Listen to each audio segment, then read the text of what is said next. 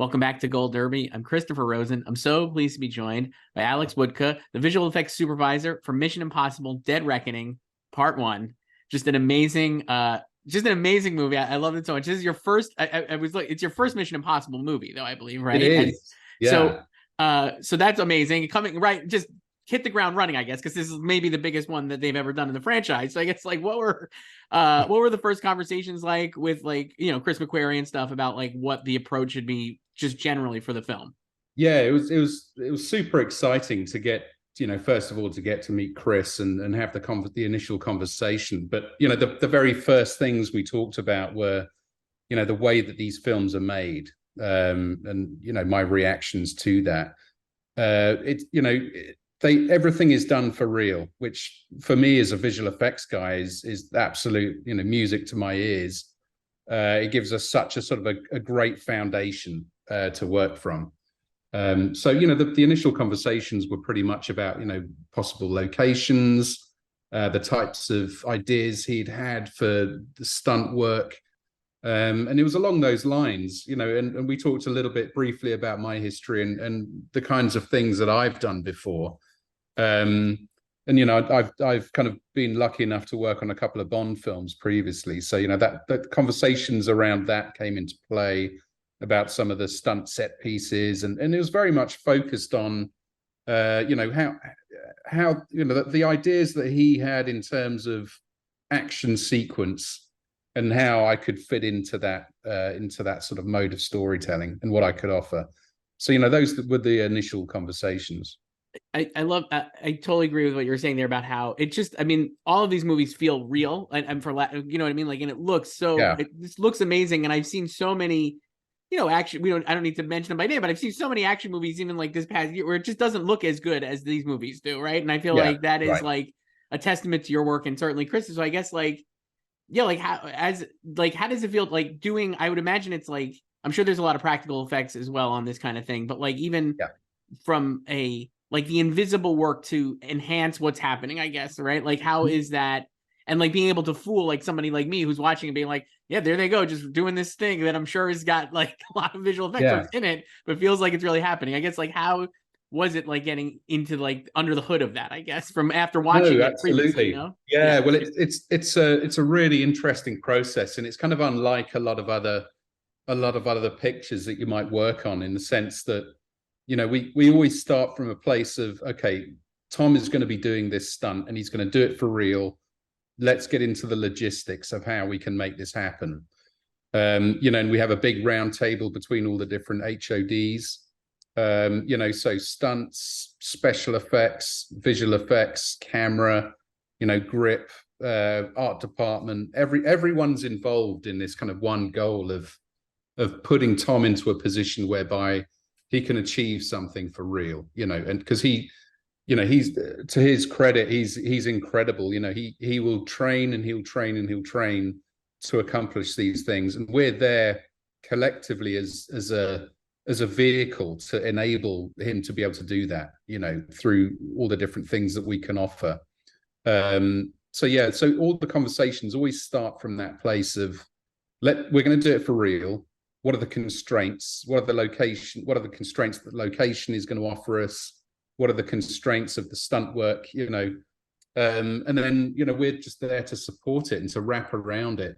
And I think for us in visual effects particularly, it's fantastic, because I think the performance that essentially you're watching is a real performance. He's in these dangerous positions and you see it in his performance. And for us, that kind of helps to sell. It's like a sleight of hand, because it sells the shot for you, because everyone's watching him do this thing and it's for real. And that means that we can then augment or sort of remove all the stunt sort of rigging, or we can be augmenting the environment behind him, and everyone's already bought into the shot. So you're kind of you're 90% of the way there. So I think that's kind of the big thing that the Mission franchise gives you.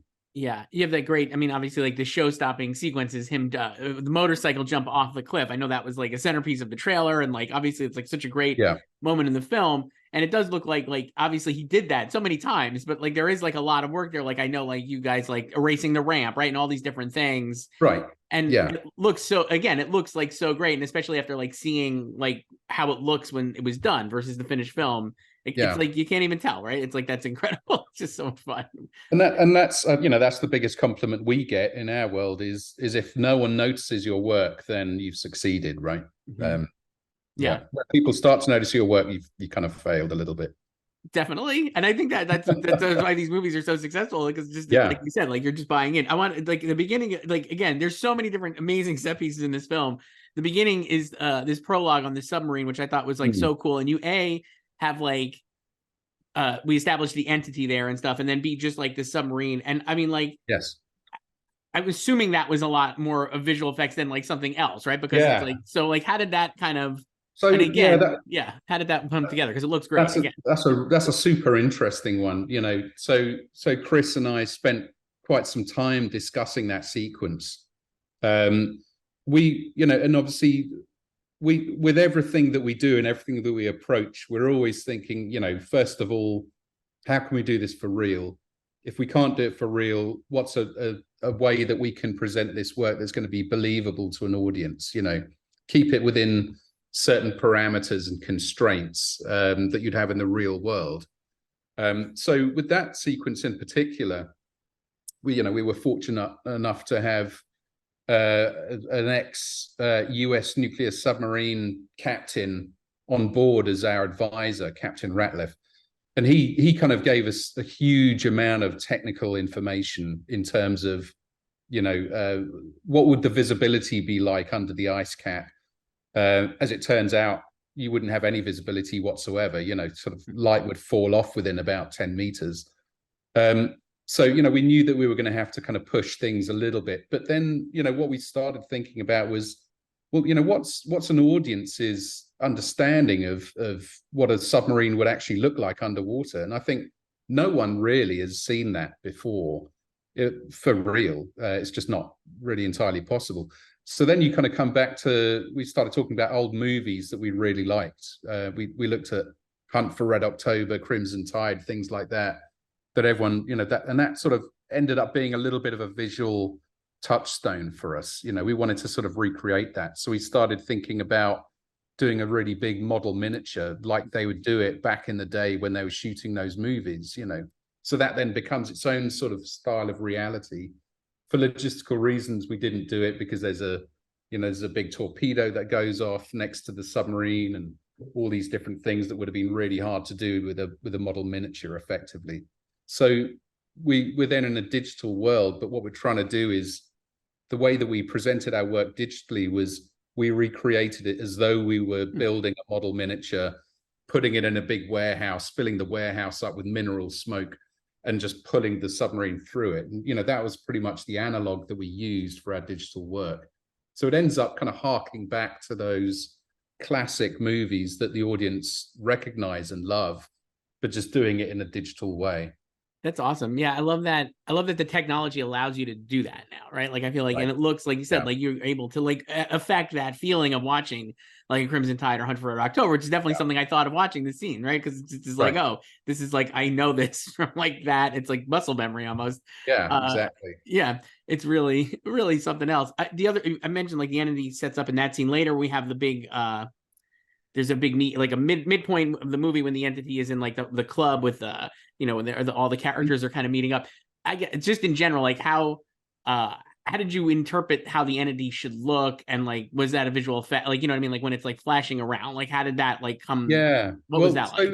So the scenes within the Venice club, the White Widows club, that was all done by art department. So those were actual projections that were set up and projected out onto the walls in camera. And that was handled by an events company that they brought in. And there was a graphic design company who I believe were called Ouch. And they did all of that work, you know, that initial work. When there's other scenes where we see the entity in different guises. There's one within the DNI conference room a bit earlier in the movie when the sort of the joint intelligence directorates are all looking at this depiction of the entity, and it looks like an eye that's kind of looking around the room at them. That was all sort of affected by a company called Territory, who are a motion graphics company, and they put all that together, and they designed it with McHugh and myself, and then they just kind of came up with different ideas for looking at big data, and when you have a massive data, what that could look like. And then they started coming up with this idea of a 3D sea of data, and then then there's a small leap into making that look a little bit like an eye that's looking around the room at them. That's so really that was a long process that kind of took a while to get right. I'm sure. It looks great. Again, not to just tick through the sequences, but I guess just because we don't have a lot of time, I wanted to just go to the end, the last act. Obviously, this massive action scene on the train. Yep. It's so incredibly done. It's so well done. First, I want to ask you, and even movies from this like recent times, I've seen where there's trains and people are on tops of trains, and I never buy it. And here it looks great, and it looks like, again, they're just on a moving train that I'm believing is going hundreds of miles an hour or whatever. And I guess how do you make that look good? Obviously, like we said, like we know the actors are in there and they're kind of like going to do the stunts, but how do you make that look good, I guess?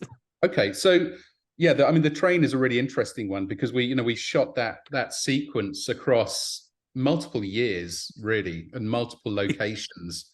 We were all over the world shooting that thing. We started off in Norway, and we had a stretch of track in Norway with our own so SFX built locomotive that we could send down at the front of the procession of trains. Art department built these beautiful carriages, these Orient Express carriages, and then we put Tom and Isai up on the roof and with wires, and they were literally doing their stunt work on the top of a train, on a moving train. So for us, that sort of obviously then we have pickups to do, we have additional bits of fight work that need to happen at a later point. So then it becomes, for us, the work's all about harvesting the reality of that environment, of Norway, and then having that available as a sort of a digital environment that we can put into the back of these pickups and these additional shots and make it seamless. But you're starting from a position of reality in the sense that Tom and Isai are on top of a train and they're, duking it out. Right. Do you have with that too, do you have I think I kept going back to is watching it, you really feel the speed of the train, right? And it feels like that. And I guess making sure that they don't feel weightless as it's moving so fast. You know what I mean? You guys kind of really balance that, right? Where I'm yeah, well, that's an interesting one, because what we're doing to help it out is we're adding additional, because there's a speed limit with, how fast the train can go, and them sort of being able to fight convincingly on top. So we're supplementing the background with additional trees. Actually, sometimes in the foreground, just having CG trees whipping past to give you that sense of speed. A lot of work is done with the camera, though, in camera. So we have, pursuit vehicle doing counters. We have a helicopter with a camera just kind of shooting that, doing sort of strafing moves over the top of it. And all of that lends a degree of speed. So it's kind of half of it's in camera and magic tricks. And then we're just supplementing with, getting the pace right. And then how about at the end, the train obviously derails, the front of the car goes off. I think that was also that's the train you built that crap, right? It's that is an actual physical thing, right? Yeah. So we fired SFX built this locomotive, and they fired it off of a track into a gorge up in the north of England. With multiple cameras just all capturing that moment, and that was incredible. So for us, the work there is really just, we're keeping the train, we're keeping the cliff, we're just supplementing with our environment, so it's all of a cohesive whole. Right. And I know you can't really, I'm sure you can't really talk about the sequel to this, but there's another movie coming in at least a couple of years. And like I was saying at the top, these movies, every one seems like it gets bigger and better than the last. So how do you top what you've done in this film, which I think is really incredible? Are you already I'm sure you're already thinking about it or planning? I'm sure there's a lot going on there, but how do you Are you like, oh man, we really got to up our game because we did such a great job on the last one? Like, how do you Yeah, think about it? well, I think that's the fun aspect of these movies, is that everyone involved, every department is 100% committed to sort of furthering their craft and sort of taking things to the next level all the time. And Tom's kind of leading the charge with that. He's right at the head of it with McHugh. Chris McQuarrie just saying, okay, now we've got to up the game, and this is what we're going to do, and how do we do it? So that's kind of pretty much what we're aiming for at the moment. Is Tom, I mean, I'm sure the answer to this is yes, but is Tom specifically unique as a star who is so, it seems like, and obviously he's a producer of these films too, he's so aware of these, of how of that like kind of thing, right? It's like he seems like he's expecting the best plus, right, every time. And I mean, does that like make it, like you said, like does that make it more fun, I guess, to go to work basically every day, knowing that the expectation is there? Oh, it does, because no one's, absolutely no one is going through the numbers with any of this. It's 110% commitment, and Tom, he expects it. The reason you're on this franchise is because he's decided that you're someone that can contribute something. So it's you got to bring your A game. Yeah, 100%. And I would say on this one you did, Alex. It's an incredible job. Alex Wuttke, visual effects supervisor for Mission Impossible: Dead Reckoning Part 1. It's a great job. Thank you so much, Alex. Appreciate it. Thank you.